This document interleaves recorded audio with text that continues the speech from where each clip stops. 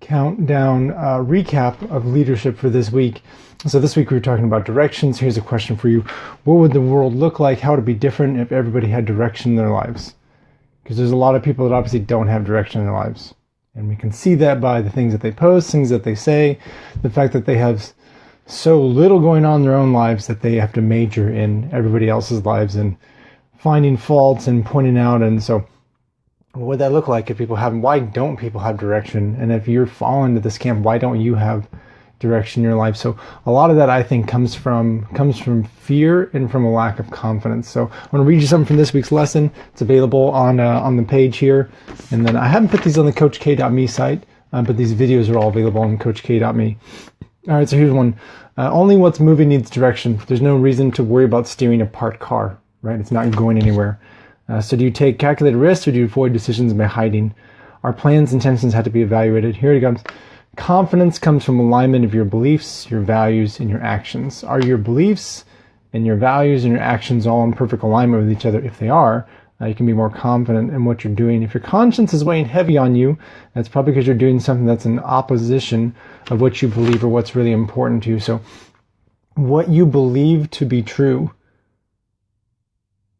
affects what you think is important, and then what you believe to be important, it changes your actions. Now, if you don't have confidence in those things, if you're really not certain, I don't really know if it's true or not, I don't know how important it really is to me, right? Then you don't step out, you don't show confidence, and you don't have passion pursuing a specific direction, whether from something small or to something big. So if you want to have direction in your life, you want to feel like you're going somewhere, you have to find out what's true.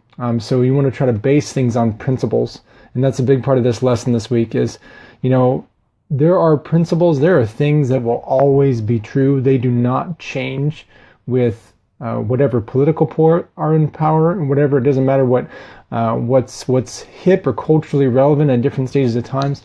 Concepts and principles that don't change. So the first three principles we talked about, ambition and restraint and inspiration and direction, these are all timeless principles. They don't go away. I believe in these fully, which gives me a great level of confidence to share this with you guys as following on this Coach Kate page and coming alongside as a leadership coach.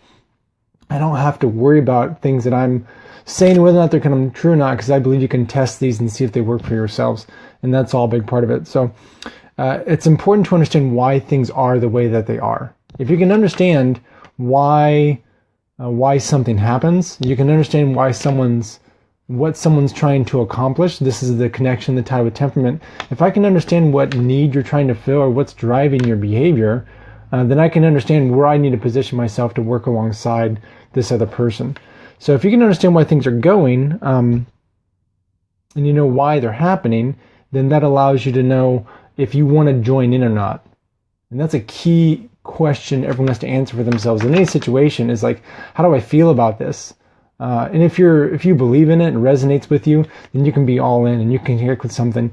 Even and this is what drives us crazy, right? Is that there's people that are who we feel are complete jerks, total slime bags that we don't want to connect with on a personal level, but they've latched on to a concept. They latched on to something that works, and they're successful in it. Now there's going to be brokenness somewhere else. In next week's lesson, so coming up on Tuesday, we'll be unpacking the fifth lesson, which I really love, talking about success principles, and that's really, really exciting for me. So stay tuned for that for next week for sure. So I kind of go back in. What would the world look like if everybody had direction? What would it look like if you had direction in your life? What would it look like if you can take confident steps forward and know that you're going after what you want to not have guilt, to know that you're in alignment? The things that you do are the things that you think are important, and the things that you think are important are the things you believe to be true in the world.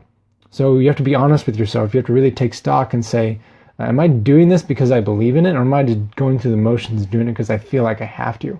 Everybody has choices. It doesn't matter how oppressed you feel, because I've been to some of the most oppressive places on the earth.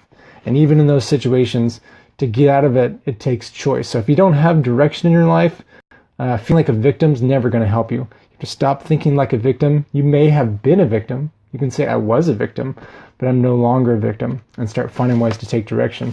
And that's your Friday 5-minute recap on direction.